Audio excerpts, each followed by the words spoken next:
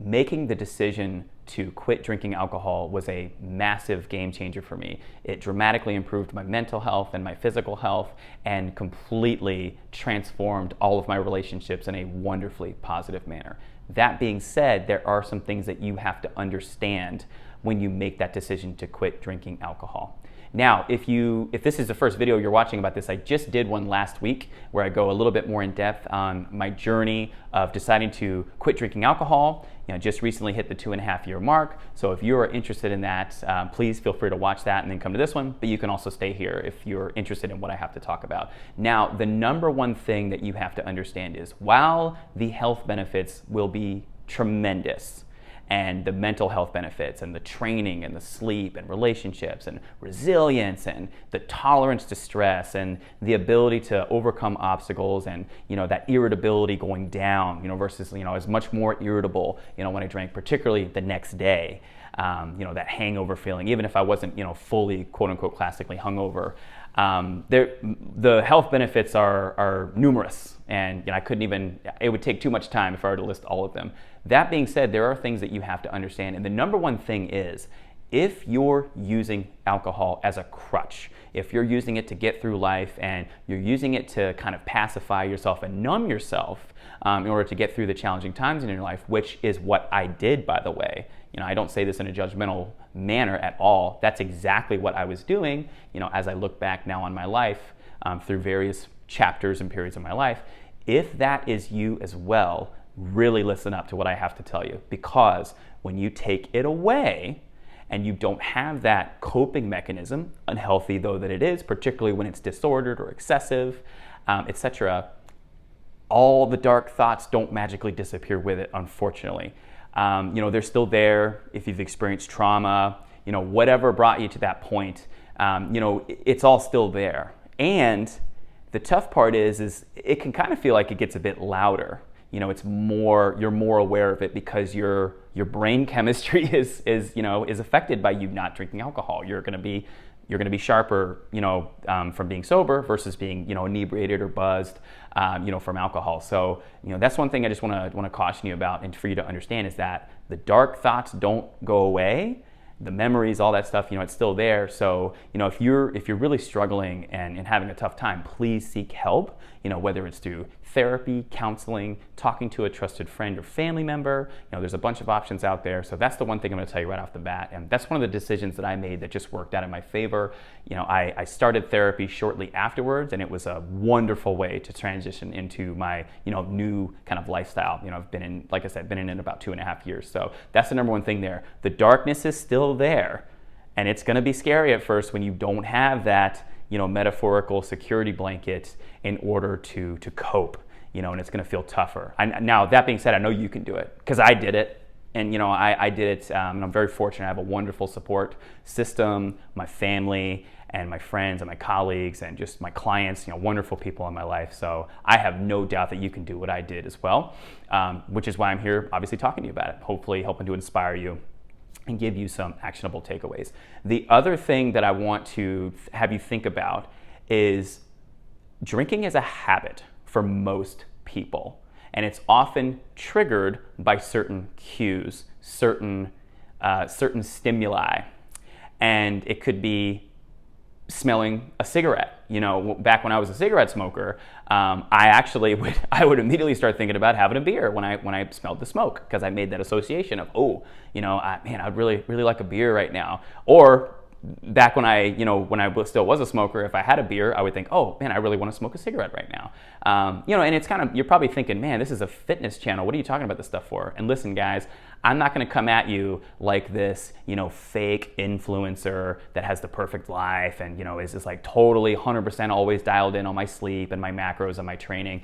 I'm a human being. I'm going to be 100% authentic with you, and I'm going to, talk to you about the challenges that I faced and ultimately how I continue to overcome overcome them and level up, and how I help my clients do the same thing, and hopefully how I can help you do the same thing as well. So drinking is ultimately a habit for many people. It's a huge part of our culture. You go get the beer after work, 5 o'clock, that thirsty Thursday.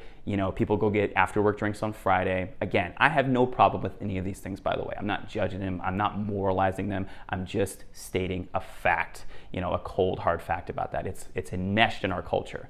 And if you're going to make that decision to stop drinking, you've got to find an alternative. Now, you can do NA beers, which is what I do. I'm a huge fan of them. There's a bunch of them that are really good.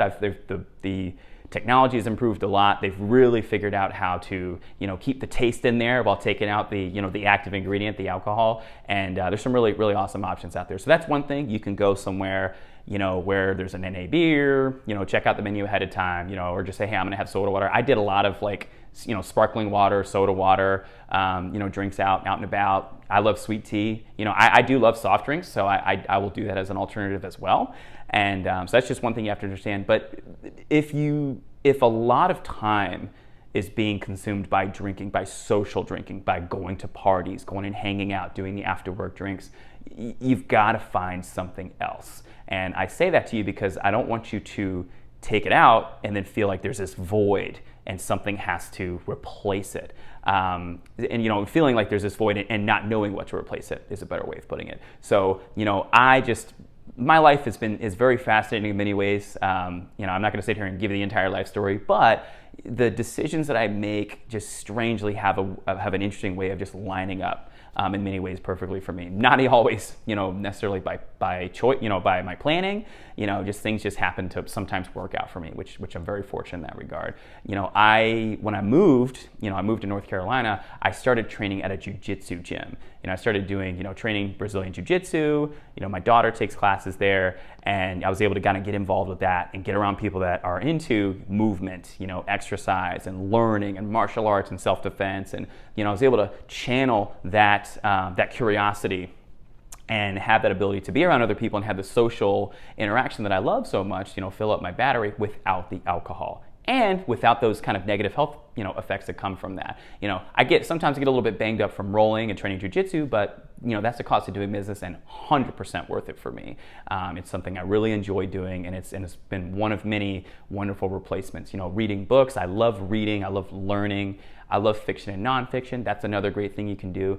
I would challenge you to find something that can be constructive, health promoting for you, or just entertaining without the negative, potential health drawbacks. Again, if this is something that you're considering doing as far as, not drinking less, or, completely quitting altogether, whichever kind of road you're on. Again, I encourage you to do what is best for you. I'm not here to pass a judgment. I'm not here to tell you what I think is best for you. I know what's best for me, and that's it.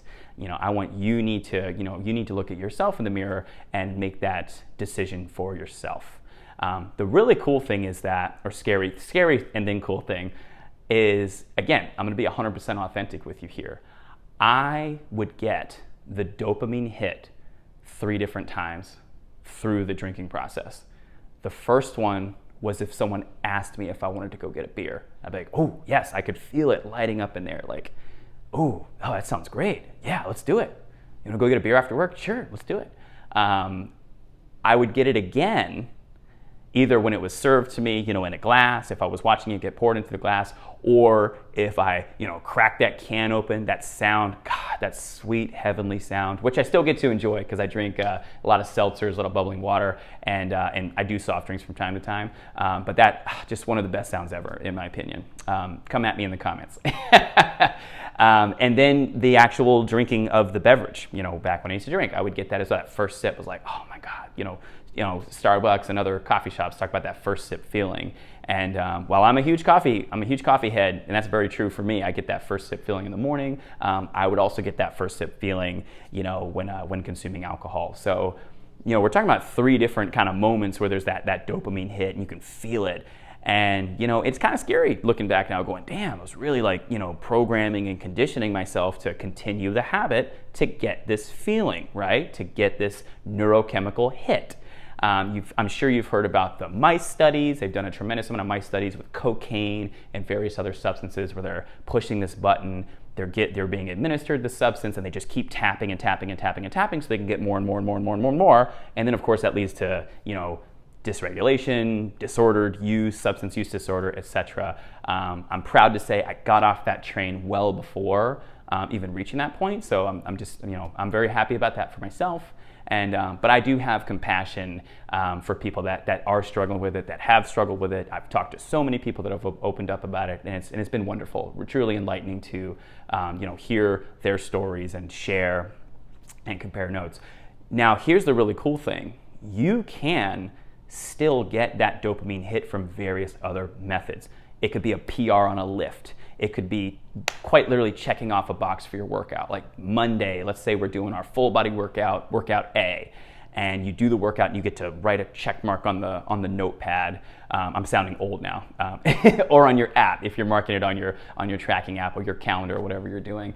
Or texting your coach, hey, I did the workout, and they're like, hey, awesome, great job. You're going to get a little bit of that dopamine hit there. It feels good, and it feels there's a different feeling because it's earned. There's effort, involved. Placing in a competition, that's a great thing. That's kind of a stretch for a lot of people, right? They're like, whoa, hang on a second. We just want to talk about fitness and health, but if that's something you do in the future, that's another obviously way you can do that there. And I'm a trainer, so whenever somebody signs up to train with me, I get that hit as well, because it's like, oh, awesome, someone's investing in my business and they're choosing to work with me. They chose me over the dozens, hundreds, thousands of coaches in the area. Who knows? There's tremendous options obviously out there through virtual coaching, in person, gyms, big box gyms, small boutique studios, and just so many different options. And when someone chooses me, I'm always honored. I always say thank you so much for investing your time, money, and energy into working with me. And I get that dopamine hit there as well. Finishing a book, super great feeling as well. I get to close the book. I have this little silly ritual where when I finish reading a book, I close it and I kind of tap my hand on the back cover, like, man, that was good. Sometimes one or two taps, like, man, good book. And so I get that there as well. So you can get that dopamine hit from various other methods. And that's kind of the main thing that I wanted to really get into. So just a quick recap for you. This video is longer than I planned for, so my apologies. But the number one thing is, if you are struggling with something, with trauma, with any kind of negative feelings, or your self-efficacy or self-esteem feel low, seek professional help. Find a therapist, find a counselor, trusted friend or family member, and talk it out. It can be tremendously helpful for you. I can tell you right now, the 1 year of therapy that I did once a week was immeasurably valuable for me and to me. So I highly encourage you to consider that as an option if it feels like something you need. The second thing is, when you take the drinking out, you've got to put something in its place. Hopefully something healthy, productive, uplifting for you. And it doesn't have to be jujitsu or swinging kettlebells or listening to heavy metal music, or hip hop or reading books. I recently did a marathon reading all the Jack Reacher novels, had a great time, got that dopamine hit every single time I was, finishing the book. And, sometimes I would even predict the plot, and that was kind of fun too. And again, to dovetail into that last part, you can get that dopamine hit, that neurochemical release in other ways. Finishing a workout, closing a deal, quite literally closing and finishing a book, having wonderful experiences. So, just some thoughts for you, some things I want you to consider. And thank you so much for tuning in. If you got value from this video, please subscribe, hit the like button, do all that good algorithm stuff for me. And until then, I'll catch you guys on the flip side.